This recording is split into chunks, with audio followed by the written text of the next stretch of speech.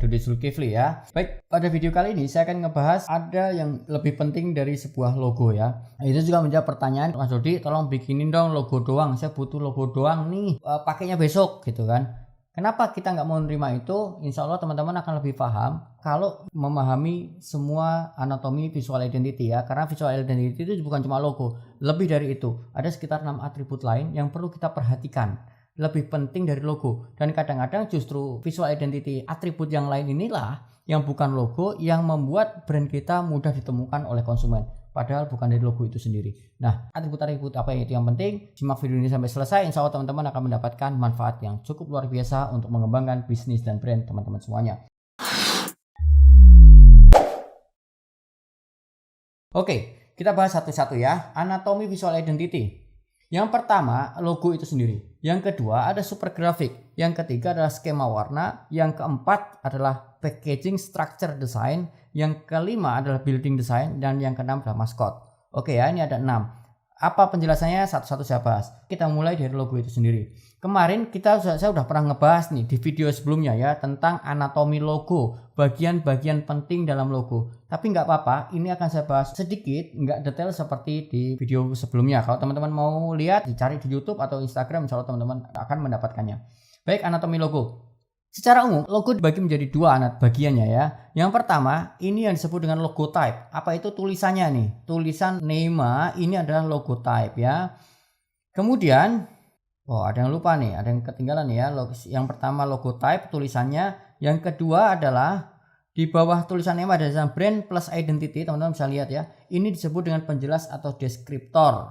Nah, bagian yang ketiga inilah icon atau sering disebut dengan logogram. Maaf, ini ketinggalan ya. Logogram, inilah yang disebut dengan logogram ya, itu anatomi.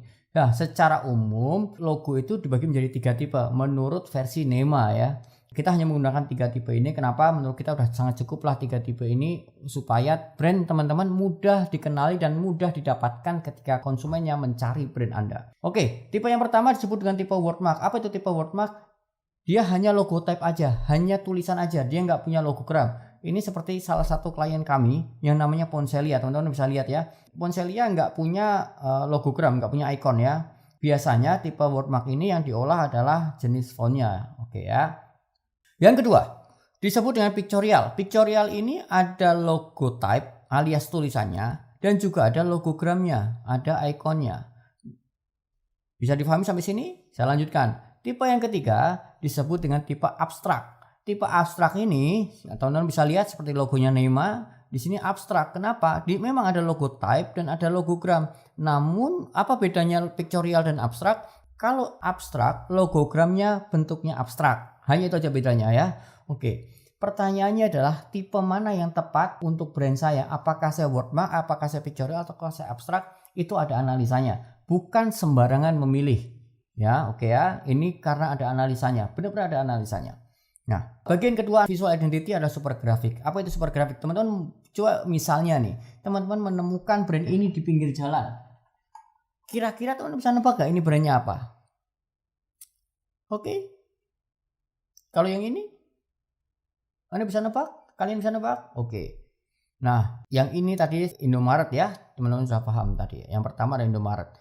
Pertanyaannya adalah, kenapa nggak lihat tulisannya, teman-teman bisa tahu kalau itu adalah Indomaret?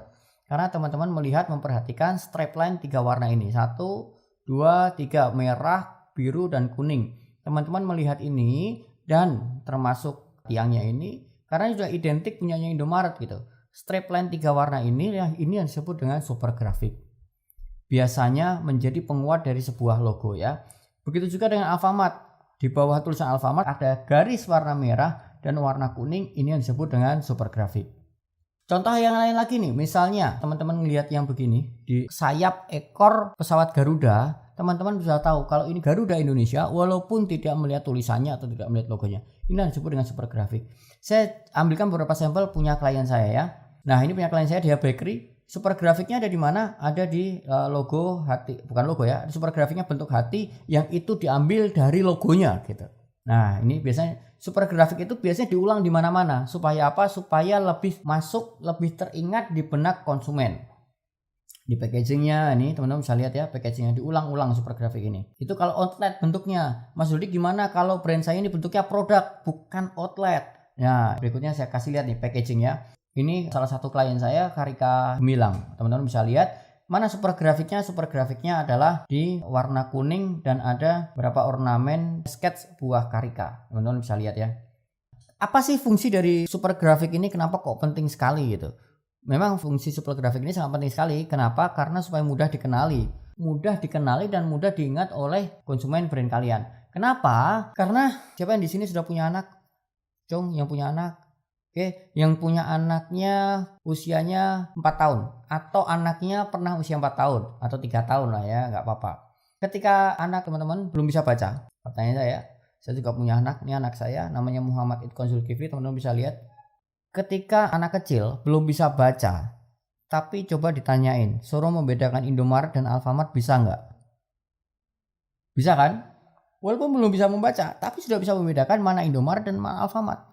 Dari membedakan dari mana? Yes, dari visualnya. Dari mana? Dari strip line 3 warna tadi. Kalau 3 warna, komposisinya seperti ini itu punya Indomaret.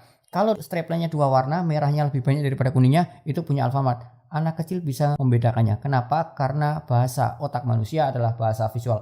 Itulah pentingnya super grafik dan keseluruhan visual identity. Ketika teman-teman sudah punya visual identity, coba cek ada super grafiknya atau enggak yang memperkuat logo dan secara keseluruhan visual identity. Kalau belum ada, silakan teman-teman bisa hubungi Nema ya. Sedikit iklan. Oke, bagian yang ketiga dalam visual identity adalah skema warna. Kenapa butuh skema warna? Kalau yang namanya color atau yang namanya warna ya cuma ini aja, seperti yang teman-teman bisa lihat di layar. Warnanya cuma ini, nggak lebih dari yang ada di sini gitu kan. Nah, kalau warnanya misalnya kemarin saya sempat menceritakan bahwa kalau kuliner warna yang paling pas adalah warna-warna yang memicu atau merangsang hormon menambah nafsu makan. Warna apa itu? Warna merah, orange, dan coklat. 3 warna ini yang merangsang hormon menambah nafsu makan. Tapi kalau kita mengandalkan 3 warna ini untuk kuliner, maka apa yang terjadi? Ya, warna kuliner yang ada di Indonesia ya sama-sama itu aja gitu kan. Nah, gimana caranya supaya berbeda satu dengan yang lain? Makanya ada yang namanya skema warna. Skema warna itu apa sih? Komposisi warna. Contoh nih ya, Indomaret dan Alfamart. Benar, skema warna Indomaret dan Alfamart mirip, merah dan kuning. Indomaret ada tambahannya birunya memang. Tetapi secara umum warnanya sama. Ada warna merah dan warna kuningnya. Tetapi karena ada namanya formula skema warna, yaitu membedakan komposisinya. Contoh kalau Indomaret, teman-teman bisa lihat ya di sini. Skema warna Indomaret 3 warna, tapi dibagi rata. Kalau Alfamart, merahnya lebih dominan daripada kuningnya. Inilah yang disebut dengan skema warna.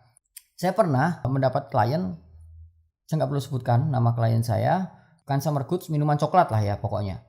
Saya diminta tolong Mas Rudi desainkan packagingnya. Salah satu riset saya adalah skema warna. Kenapa? Karena minuman coklat ini kan nantinya saya tanya distribusi channelnya di mana. Saya akan taruh di Hero, saya akan taruh di supermarket ini. Oke, kalau kamu taruh itu barang-barang ada di supermarket, ada di rak, supermarket, minimarket, maka yang harus saya lakukan adalah packaging ini berbeda dengan skema warna yang ada di kanan kirinya gitu. Nah, kemudian saya cek siapa brand-brand yang ada di rak Indomaret, Alfamart, Hero, dan lain-lain ya.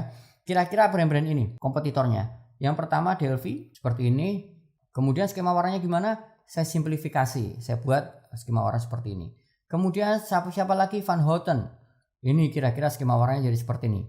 Nah, dengan adanya perbandingan skema warna ini akan jauh lebih mudah menentukan kira-kira skema warna punya klien saya harus bagaimana supaya berbeda dengan kompetitor yang sudah ada terlebih dahulu. Nah, inilah pentingnya analisa sebelum membuat visual identity. Dan proses inilah kenapa di Nema, kok Mas Rudi kenapa visual identity di Nema lebih mahal harganya?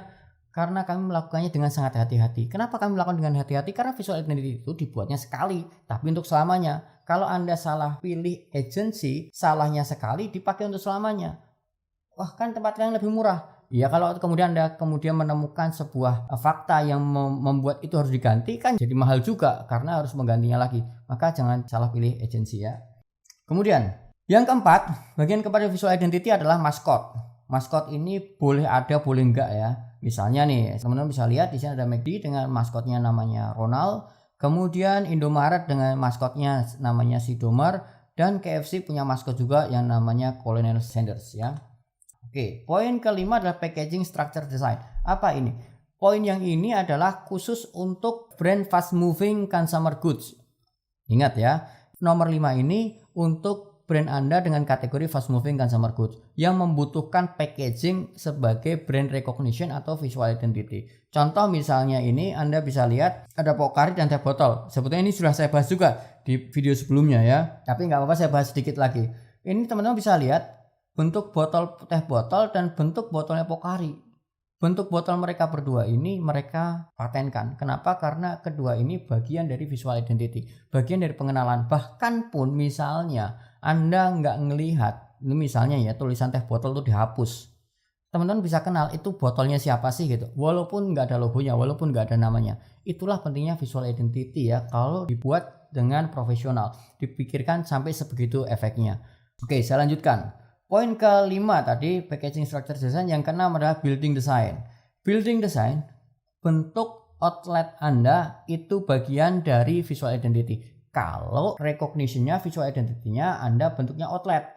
Ingat yang kelima tadi ini packaging structure, artinya kalau bentuknya adalah fast moving consumer goods. Kalau ini adalah ketika orang datang ke outlet Anda gitu ya, bukan membeli produk Anda di minimarket, tetapi orang datang ke outlet Anda. Bisa jadi Anda membutuhkan poin nomor 6 ini building design.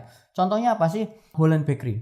Holland Bakery cukup menarik sekali, menggunakan visual identity sebagai brand recognition-nya bukan saja di warnanya, bukan di bentuk logonya, tapi orang mencari kincirnya. Itu cukup menarik sekali buat saya, dan itu membedakan dia dengan yang lainnya ya. Ini disebut dengan building design. Nah, ada 6 tadi, saya ulang lagi. Yang pertama logo, super grafik, skema warna, packaging structure design, building design, dan maskot ya. Pertanyaannya dari sekian banyak 6 ini mana yang mau difokuskan? Jawabannya adalah tergantung. Tergantung apa? Tergantung analisa. Contoh misalnya ya, ini saya kasih sampel. McDonald, dia punya skema warna, merah dan kuningnya cukup kuat juga. Dia punya maskot juga, dan dia juga punya logogram yang tulisan M itu.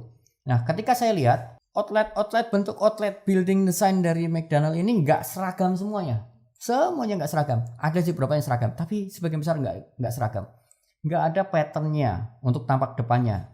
Tetapi saya bisa mengenali bahwa ada satu ciri khas yang pasti ada dan pasti standar, yaitu adalah logogram tulisan M itu ya, yang bentuknya seperti ini, golden axis-nya ya. Inilah yang disebut dengan brand recognition. Nah, Anda mau memfokuskan bagian mana di antara 6 ini, manakah yang akan menjadi titik poin fokus dari visual identity brand Anda? Terus pilihnya yang mana? Ya, ini butuh analisa. Seperti yang tadi saya bilang, NEMA membutuhkan analisa. Nggak sembarangan memilih bagian mana sih yang mau difokuskan gitu ya.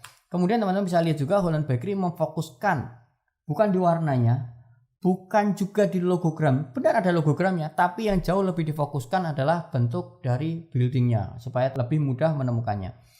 Yang kemudian ini klien saya nih, dia bakery. Kami NEMA memfokuskan, memilih sudahlah fokuskan di super grafiknya, bentuk hatinya ya. Sehingga yang sangat dijaga konsistensinya adalah bentuk hatinya. Harus ada di setiap packaging, harus ada di setiap touch point. Brand konsumen bertemu dengan siapa, di situ harus ada. Karena hati itu adalah bentuk visual identity atau yang difokuskan atau brand recognition-nya. Istilahnya gini, kalau kamu nyari outletnya dia bakery, cari aja bentuk hatinya gitu. Bisa jadi warnanya mungkin tidak standar dengan ini semua, bukan tidak standar. Bentuk outletnya nggak standar ini semua, tetapi secara super grafik standar semua. Kira-kira begitu ya. Nah, dari hasil visual identity, kesimpulannya adalah visual identity adalah sebagai brand recognition karena mudah ditemukannya ya.